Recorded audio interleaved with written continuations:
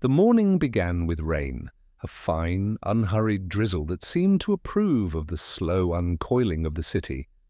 Oxford has never been quick to wake, but that morning it felt almost contemplative.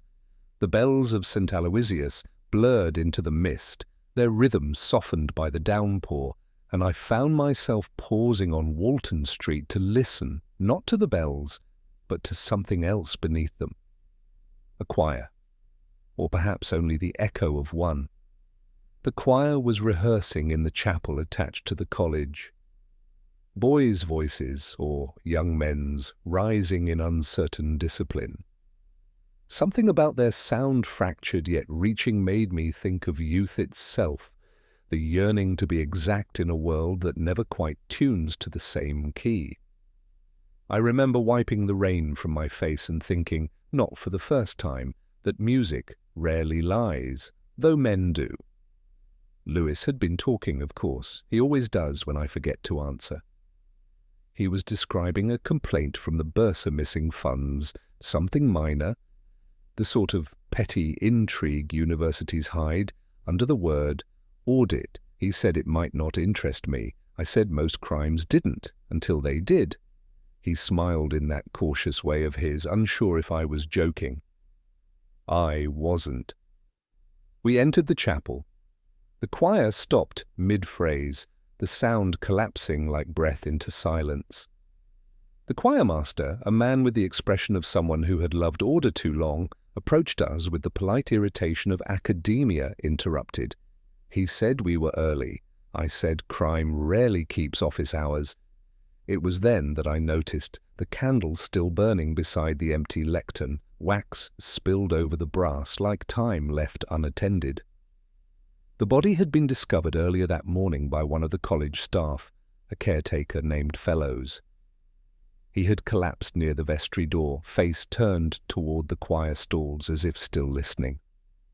The rain had crept in through the roof and gathered on the stone beside him. Lewis said the doctor thought it was the heart. I nodded, but hearts seldom stop without a reason.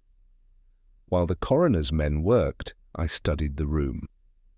Hymn sheets scattered across the floor, a single umbrella leaned against the pews, and on the organ bench a small crossword folded into quarters. 7. A cross regret, 5 letters. Lewis muttered that it could be sorry. I murmured, perhaps, though there are longer regrets than 5 letters can hold. Later, in the porter's lodge, the choirmaster told us Fellows had been a quiet man, punctual, fond of gardening, and rarely missed evensong. The usual elegy of the living routine mistaken for virtue. Yet something about the man's tone was rehearsed, as though he'd anticipated having to describe Fellows someday, and now the moment had inconveniently arrived. I asked who found the body. He said one of the boys, a tenor named Lyle. I asked if the boy was frightened. The choirmaster said no, merely puzzled. Children often recognize the absence of life more clearly than its meaning. By the time we left, the rain had become steady, the choir had resumed, voices rising again as though nothing had happened, but they were singing a different piece, now an old hymn, about judgment and mercy, and the way the sound wove through the wet air made me think of sin, not the grand kind that fills confessionals, but the smaller sort that thrives under umbrellas and polite silence. Lewis asked if I believed it was natural causes. I said nature is rarely innocent. He laughed softly, though it wasn't a joke. I was watching the choir through the rain-dark window, counting how their reflections trembled each time the candles guttered. One of them sang slightly off-pitch, a half-tone that might have annoyed a lesser ear. But to mine it carried something truer, a faltering honesty. As we walked back toward the car, I recalled that the bursar's report, the one Lewis had mentioned, listed a discrepancy in the chapel fund. A missing payment meant for organ repairs. I made a note of the date, the very morning before Fellows died. It struck me then, in the quiet between raindrops, that music, money, and death often share a rhythm if one only listens long enough. And somewhere within that fragile harmony, the first false note had already been sung. The chapel was empty when I returned that afternoon. The rain had eased, leaving behind a thin film of light across the pews, a silvery residue of something that refused to vanish completely. There's a quiet after storms that Oxford understands better than most places, as if centuries of drizzle have trained it to listen. I stood by the doorway a moment, coat still damp, eyes adjusting to the half-light. Lewis had gone to speak to the college bursar, whose tone, I imagined, would be that particular mix of irritation and fear one hears when reputation trembles. I preferred silence, the sort that asks more questions than it answers. The caretaker's death, I told myself, might indeed have been natural. Yet there was something about the way he'd fallen angled toward the pews, as though interrupted mid-service, that disturbed me. Men don't die politely. They fall where life deserts them. Fellows, however, had seemed to arrange himself into a kind of surrender. I walked the length of the aisle. The air smelled faintly of wet wood and candle smoke. Near the third pew from the front, a small paper corner peeked out between hymnals. It could have been nothing, but I've never had much faith in coincidence. I pulled it free from a folded sheet, creased and blotched, as though by rain or tears. Or perhaps both. The writing was neat, feminine, and deliberate, each line pressed into the page like something that cost effort. It began without greeting, only a date, 2 days before Fellow's death. The first sentence read, "You must tell him before the service, or everything will be for nothing." No name followed, no signature, just a short paragraph about promises, about guilt. The last line, "He won't forgive you twice." I stared at it until the ink seemed to blur, then refolded it carefully. It's curious how handwriting betrays its writer. You can see the temperament in the angle, the restraint in the pressure. Whoever had written this was accustomed to control the kind that cracks only at the edges. Lewis returned as I stood by the altar rail. He said the bursar denied any missing funds, though his fingers wouldn't stop moving. A nervous tick or an unconscious confession. Lewis thought the man simply didn't like being questioned by police. I thought he didn't like being reminded of morality. I showed him the letter. He frowned, said it might be nothing, a forgotten scrap from a student.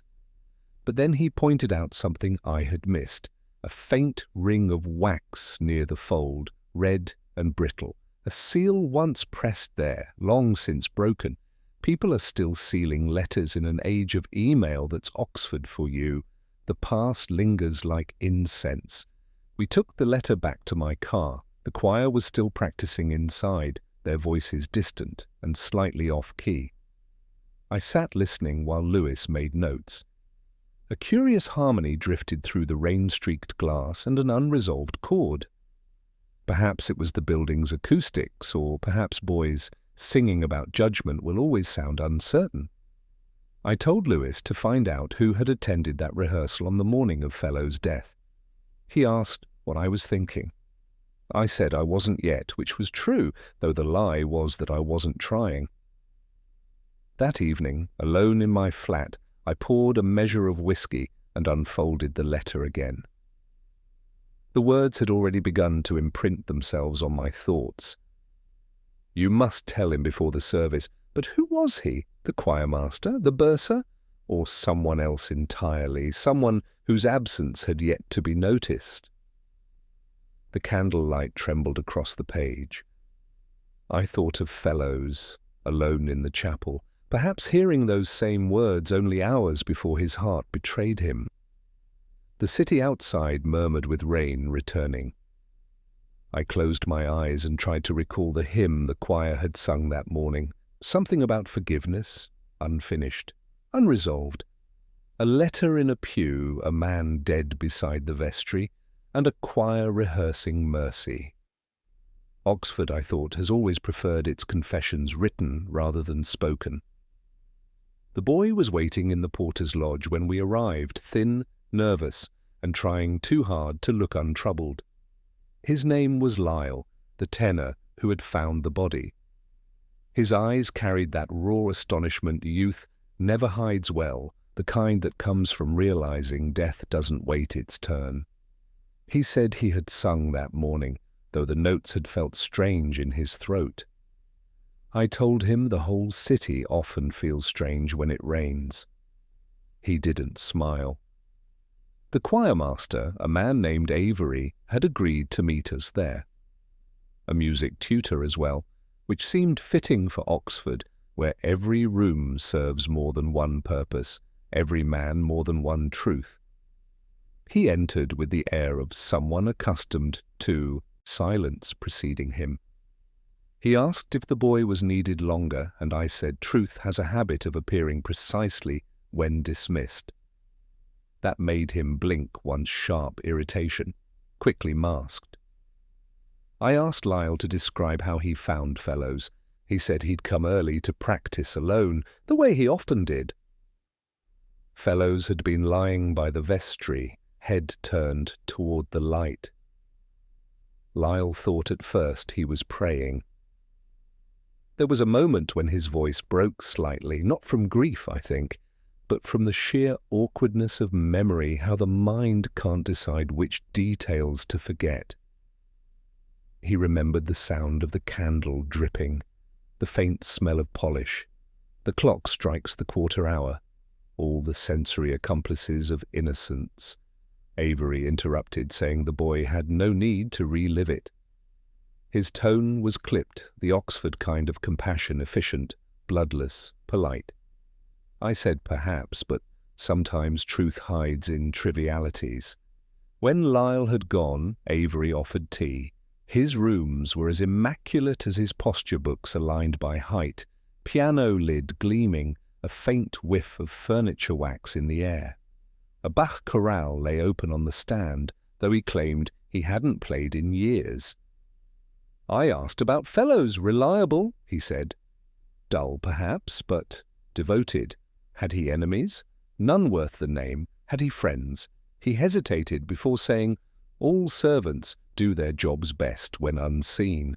There was a long pause, during which the rain started again, gentle against the panes. I asked if he knew of any letters left in the chapel. He looked up then, the faintest pause before he said no. The denial came too smoothly, like a line recited from an old play. I noticed the crossword book on his desk, half finished. A clue stared up, promise broken 4 letters. He hadn't solved it. I told him the answer was vow. He nodded, a smile flickering. You do those? He asked. Occasionally, I said. He said they calm him. I said they trouble me. Before leaving, I turned toward the window. Across the quadrangle, students hurried beneath umbrellas, their laughter blurred by rain. I said Fellows died on a morning much like this, didn't he? Avery replied that Oxford mornings are all the same grey, ambitious, and full of regret. It was the sort of line designed to sound wise, but it felt too rehearsed, to be honest.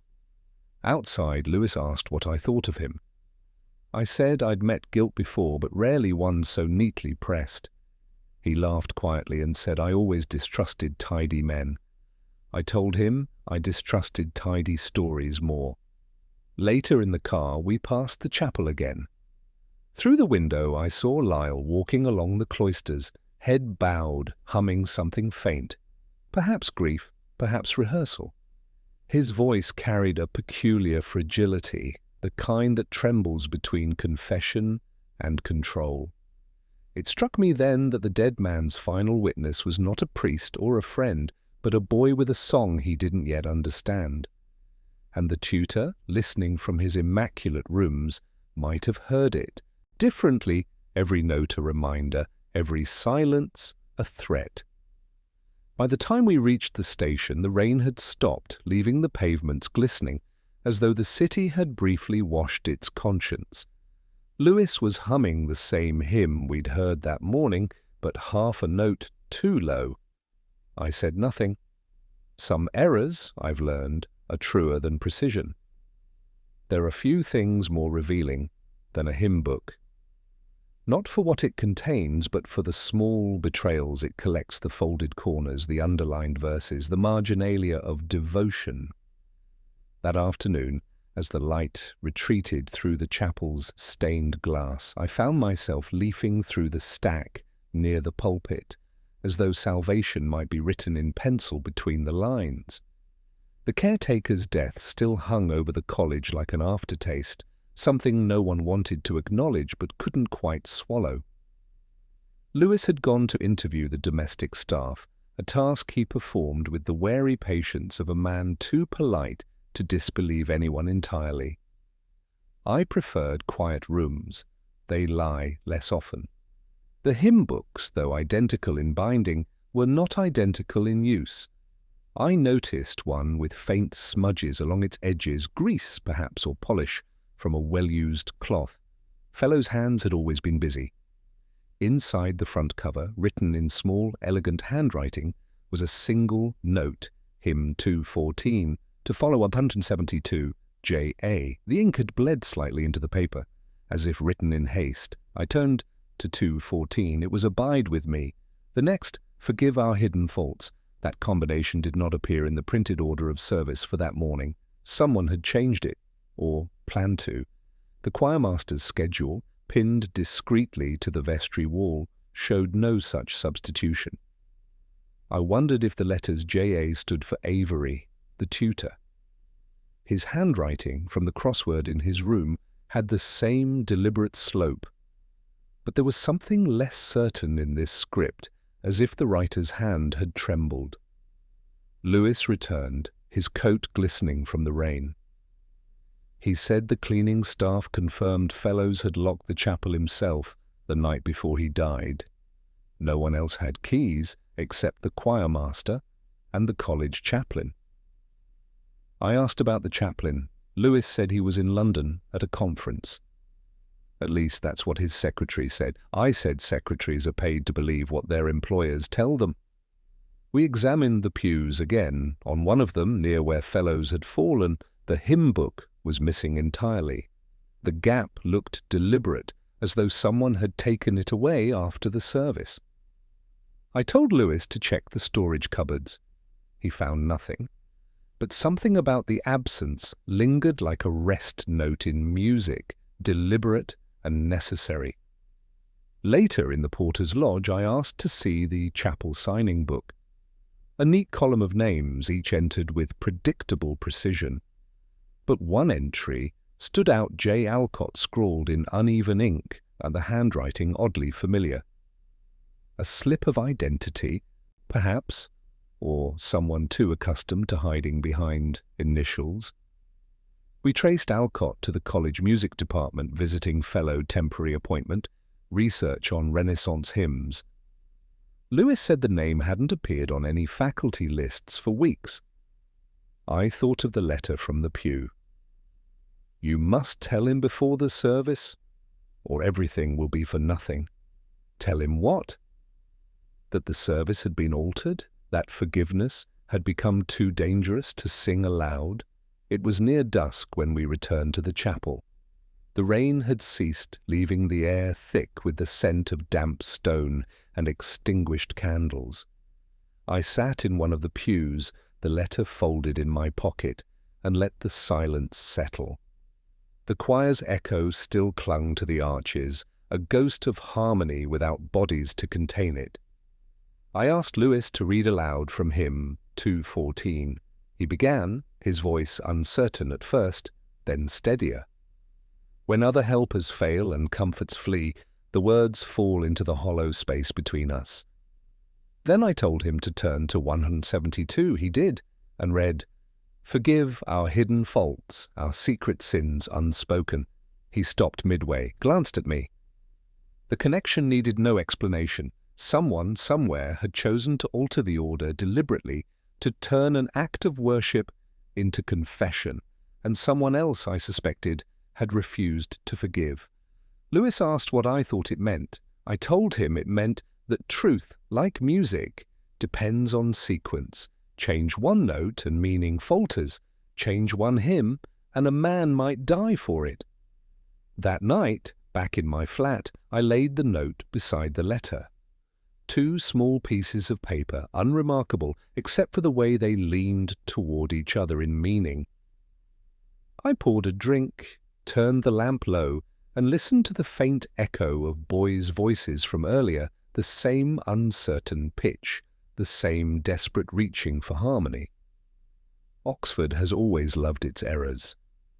It binds them into hymns, papers, and hearts. But in that chapel, under the forgiving gaze of candles long extinguished, I felt the first hint that someone's penance had turned fatal. The dean's rooms were what one might expect of a man who had outlived the vigour of belief, but not its furniture. Oak panels, a decanter of sherry, the faint odour of dusted sermons. He rose slowly when Lewis and I entered, as though politeness were a ritual rather than a virtue. His manner was mild, his eyes curiously alerting the look of a man accustomed to hearing confessions without granting absolution. He said he had been sorry to hear about fellows. I replied that Oxford is full of sorrow, though rarely for the same reasons. He smiled at that, the way clergymen do when irony offends them only in theory.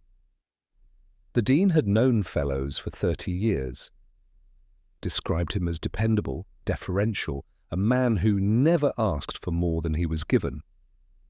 I asked if he'd been religious. The dean hesitated to attend services, which is not quite the same thing. There was something in the pause that drew my attention. Belief, I've found, is best measured by the length of hesitation before denial. He poured the sherry himself, careful not to spill. The room was so quiet that the rain against the windows seemed indecently loud. On the mantel stood a small framed photograph of 3 men and a woman taken decades earlier, the ink beginning to fade. The dean caught my glance and said it was from a chapel renovation committee long ago.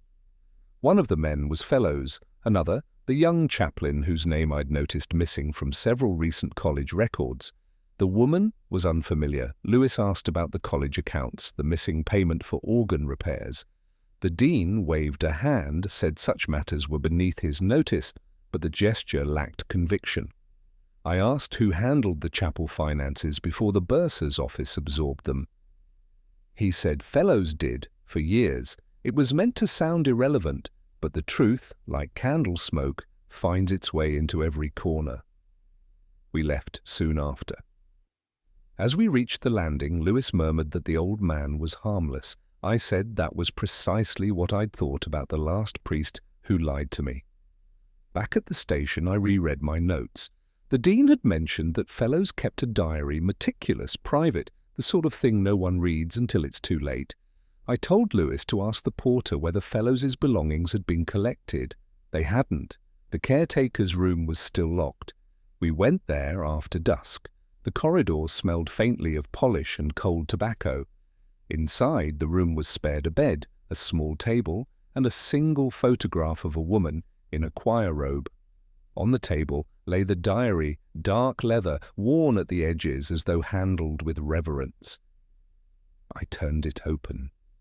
Fellows wrote with the precision of habit, daily entries, brief, factual, cleaning schedules, weather reports, occasional reflections on music he had loved. Mendelssohn disliked Bach's fugues. Then in the final week, the tone shifted. Fewer words, heavier pressure of pen. On the last page, a fragment, the hymn will not do. He insists upon it. The dean says it must remain. Lewis read over my shoulder. He said it didn't sound like much. I said most confessions don't until they're complete. We left the diary on the table. Outside, the evening fog had begun to slide through the quadrangle, curling around the lamp-posts. Somewhere a bell tolled 6, a sound that always carries the faintest suggestion of guilt. I told Lewis that the dean's kindness struck me as the most dangerous kind, the sort that conceals rather than redeems. He asked what I meant. I said there's a difference between forgiveness and forgetting, and Oxford, in its infinite mercy, has always preferred the latter. Back in my flat that night, I read the diary again. Slower. That line, "the hymn will not do," lingered. It was as though Fellows had been forced to play a note he knew would break the chord. The next day, he was dead. I closed the book and poured myself a whiskey. The rain had begun again, softer this time, as if the city were rehearsing its grief. Somewhere below, a student's laughter drifted across the courtyard, brief and untroubled. I envied him. There was a time I could laugh like that too, before I learned how truth, like faith, can be tuned so slightly wrong that no one notices until it's too late. It was one of those Oxford evenings that never quite commits to darkness. The river glimmered like an idea half remembered, the willows bending into their own reflections. I'd come to the trout because solitude is easier to bear when others are laughing nearby. Lewis had joined me reluctantly. He never understood that a drink, taken properly, is less about escape than precision. We sat by the window overlooking the water. The inn smelled faintly of malt and wet wool, a scent that belongs only to English evenings and men who have worked too long with disappointment. Lewis ordered pie, I ordered whiskey. He said he'd never understood why I liked the place because it was so noisy and full of students. I told him that students and suspects share a useful trait, both reveal themselves quickest when they believe they're unseen. At the bar, I recognized a face. The choirmaster, Avery, in conversation with a woman whose back was to us. Even before she turned, I knew it was the same woman from the photograph on the dean's mantel. Her hair was greyer now, her posture less certain, but there was still that air of having once been admired. They were speaking quietly, urgently. When she reached out to touch his hand, Avery pulled away too quickly. Guilt, like music, has a tempo all its own. Lewis followed my gaze, asked if we should approach them. I said not yet. Observation requires patience, and sometimes cruelty. They rose a few minutes later. Avery went to settle the bill. She lingered by the window, her face reflected against the dusk. For a moment she seemed to look directly at me, though I doubt she saw more than her own reflection. When she left, Avery watched her go, then sat back down heavily, his drink untouched. Lewis said I was imagining significance where there was none. Perhaps.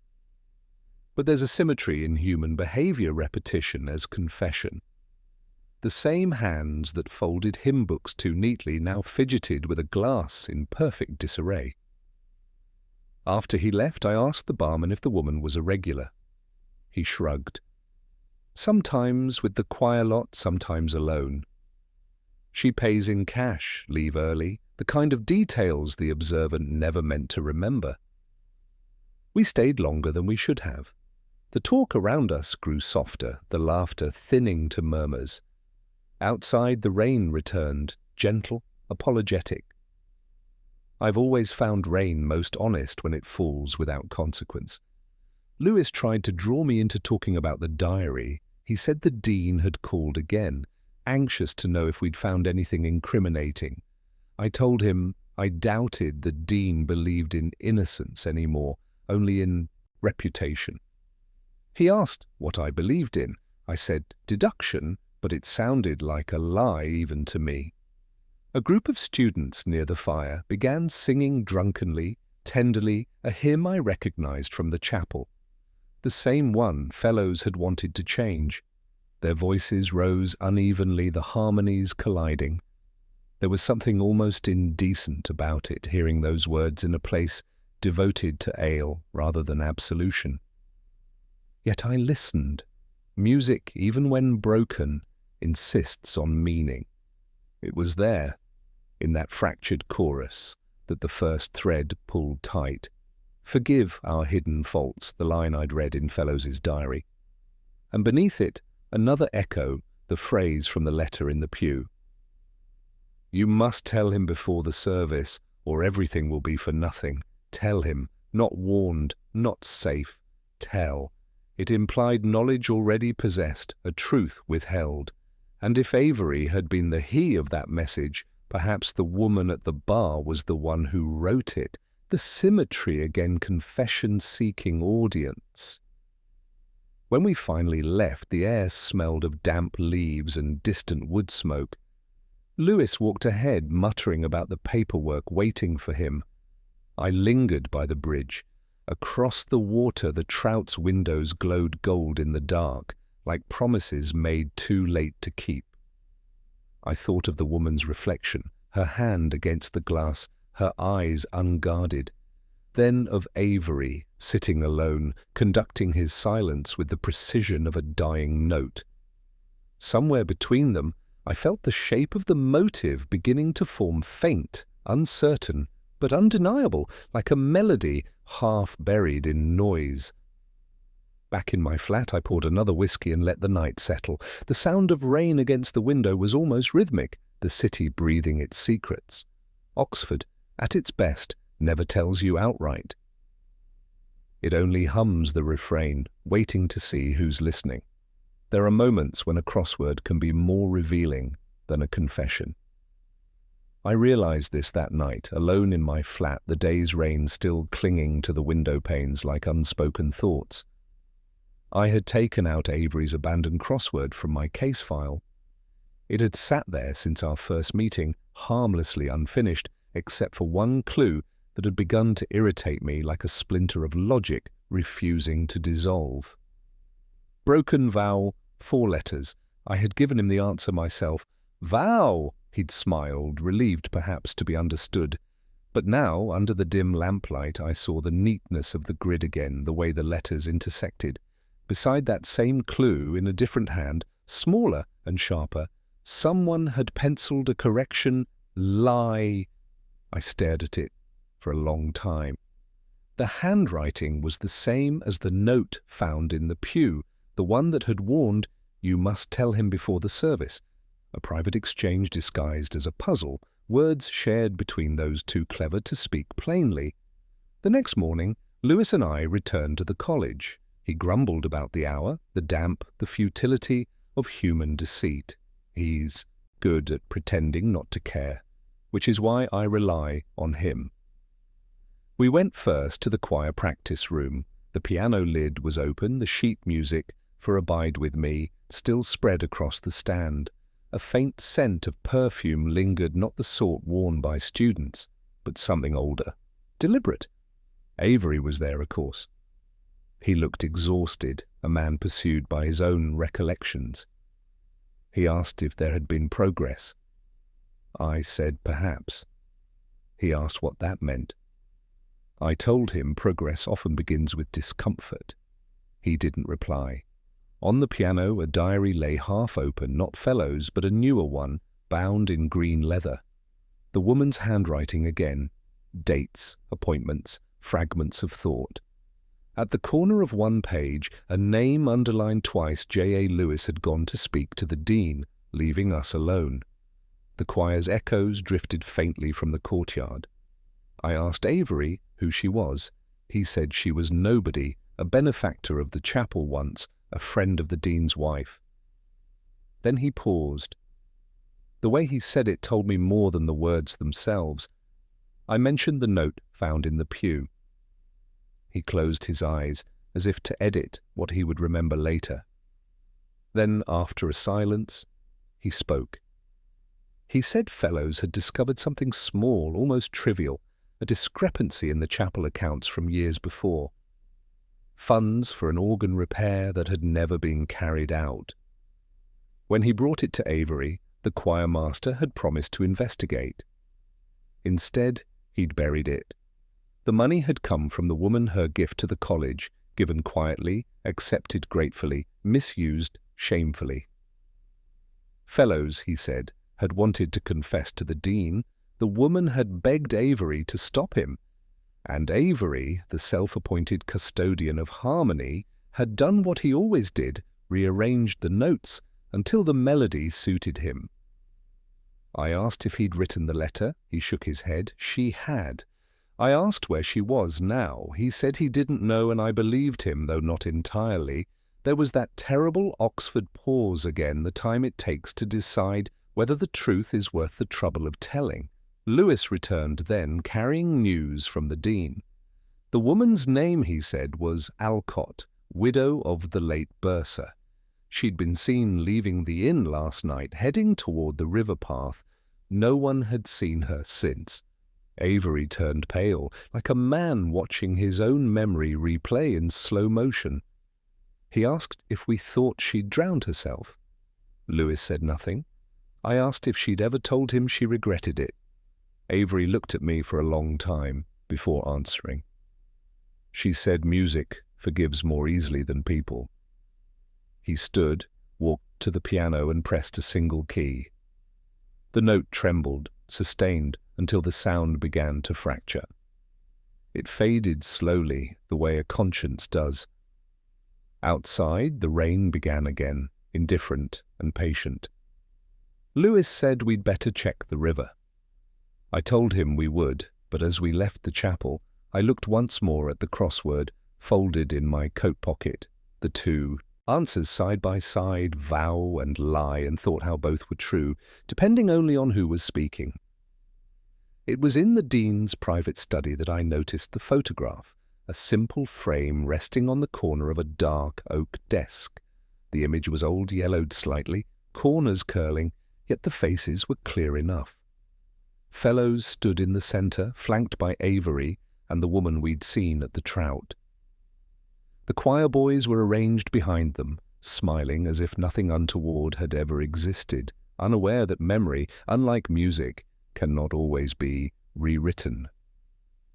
The Dean watched me examine it, expression serene, almost too composed. He asked if it was important. I said it seemed to demand attention, though why I could not yet say. He adjusted the frame slightly, a subtle motion that spoke more than words ever could. There was an elegance in the gesture, but also an alertness, as though he were rehearsing innocence. I studied the photograph carefully. One boy, seated in the front row, had a thumb tucked beneath the edge of the sheet music, almost invisible, a subtle gesture of concealment. Another's gaze lingered slightly on the woman, not the choir, but her hands resting lightly on the piano. And Avery's expression, composed, yes, but with a tension at the corners of his mouth, suggested awareness of some detail not shared with the others. Lewis, who had been quietly observing, asked why I was staring so intently. I said photographs, like crime, are rarely about what is obvious. Often the meaning hides in what is nearly invisible, in the gestures we overlook. He nodded, trying to understand, though I suspect he preferred the world in words rather than images. The Dean began to speak, recounting the occasion of the photograph at a celebratory rehearsal for the chapel's renovation. The choir had performed in public for the first time in months, and the image had been taken to mark the event. I asked if anyone had objected to the seating arrangements. He hesitated, then said fellows had insisted certain boys be placed in front, noting their vocal abilities. Yet it was the positioning of Avery and the woman that drew my attention. They were not part of the choir, yet their proximity to fellows suggested a hierarchy unspoken. More telling, the woman's hand was resting near a folded piece of paper, the same shape and size as the note found in the pew. I asked if he recalled anything written that day. The Dean's pause was just long enough to make me wonder what he was concealing. Lewis noticed then, too, that the boy with the thumb under the music had been identified before as Lyle, the tenor. His subtle gesture of concealment, unnoticed by adults, suggested he had glimpsed something he was not meant to see. Perhaps he had taken the note or seen it passed. A small detail, but in Oxford, small details are never irrelevant. I told the Dean that photographs are confessions as often as diaries. He nodded without argument, as if he had long understood that fact. There was a quietness in the room then, only the soft ticking of a clock, and for a moment the photograph seemed to pulse with unspoken stories. As we left, Lewis asked if we should follow up with Lyle. I said it would be wise. The boy's gestures, innocent as they seemed, might contain more truth than the words of grown men rehearsing propriety. Outside, the rain had returned, drumming against the windows, and the reflection of the old building in puddles made the world appear fragile, almost uncertain. I thought of Fellows, dead beside the vestry, and the way the photograph had frozen a moment of life while concealing the motives behind it. Oxford teaches you to look and to look again. And sometimes the eyes of children reveal more than the practiced gestures of adults.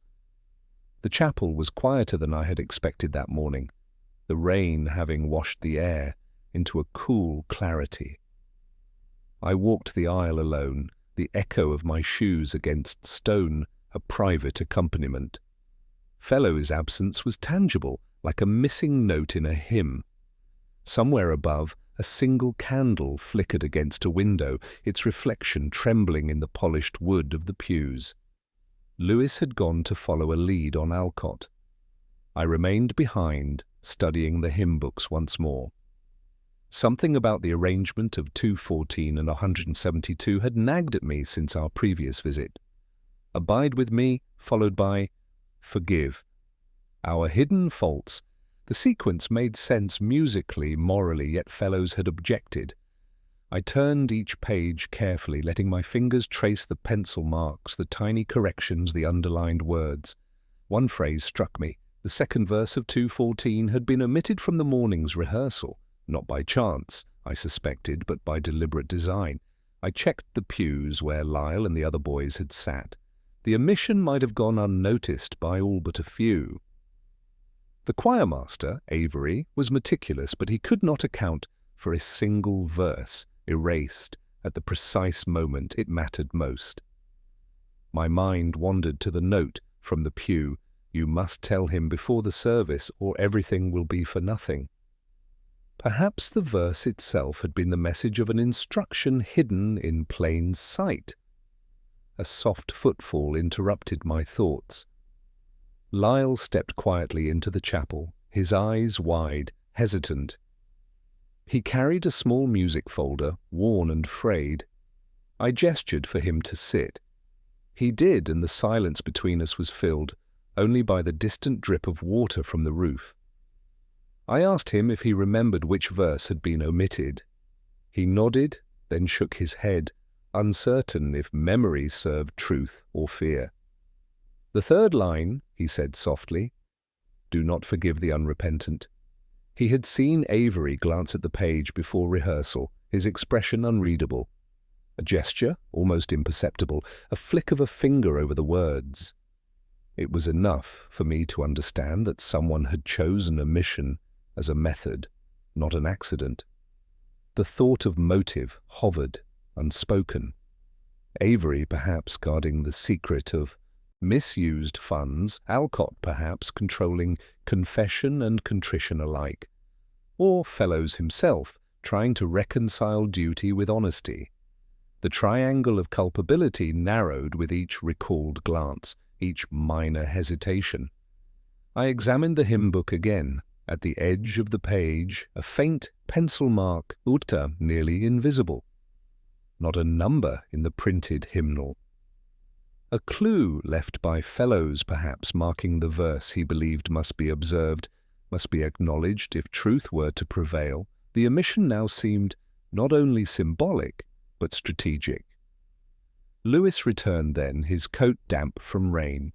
He asked if I had discovered anything of note. I held the hymn book between us, turning it to the marked page. He frowned, following my gaze.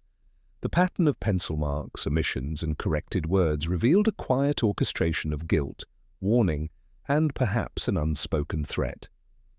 Outside, Oxford breathed in the early fog, streets gleaming with rainwater. I closed the hymn book carefully, aware that music and morality, when misaligned, could carry consequences as lethal as any weapon. Somewhere beyond the chapel, the river murmured, indifferent and eternal.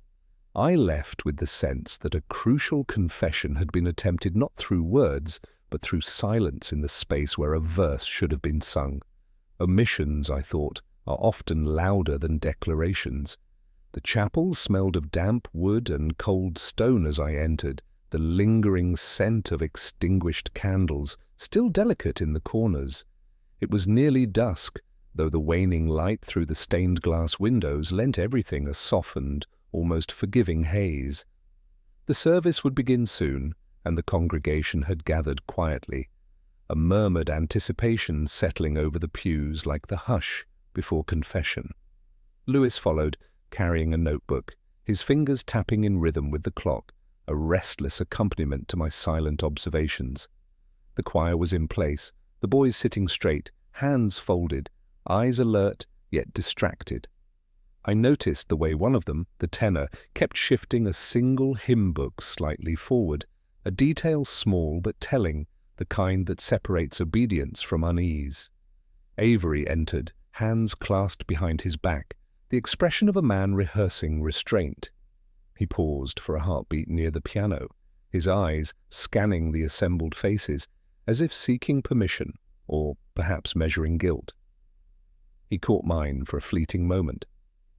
I acknowledged him with nothing more than a tilt of the head. He returned to the bench, silent, taut, the air around him heavy with the unspoken.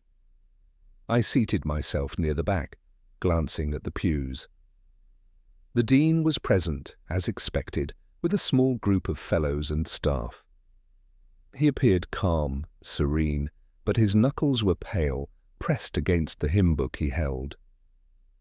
The woman we had seen at the Trout was absent.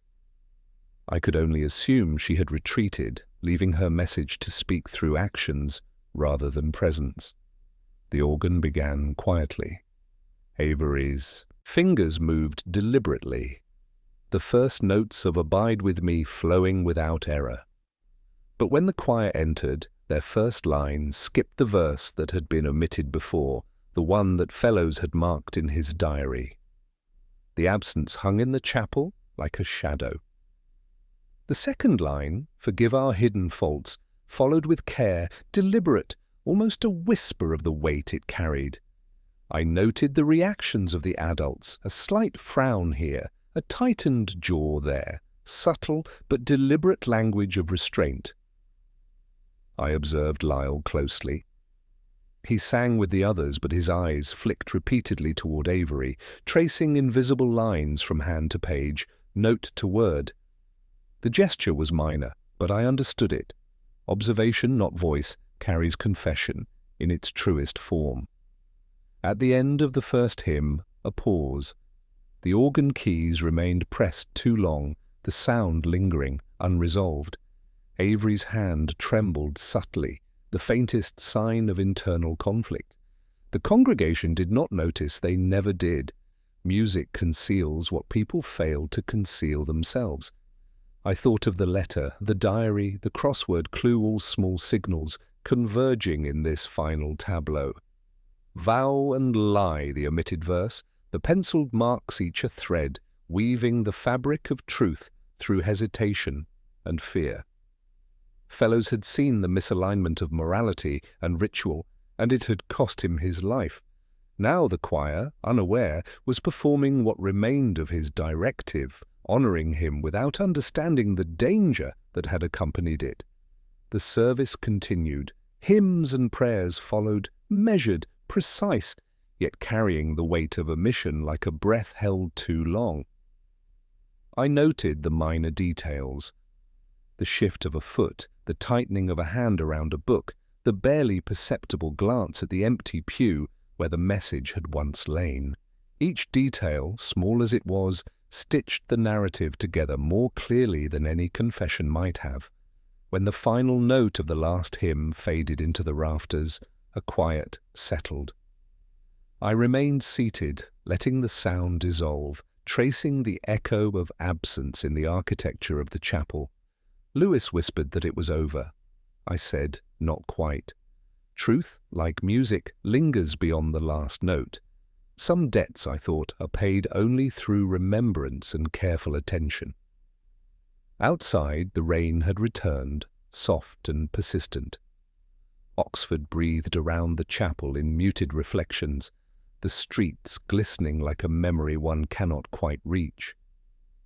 I glanced once more at the building, at the rows of pews, the lingering shadows, and thought of fellows, of omission and confession, and of the quiet, inexorable way the city teaches the consequences of small acts. The service had ended, the music was complete, but the story, like the melody, would resonate beyond these walls.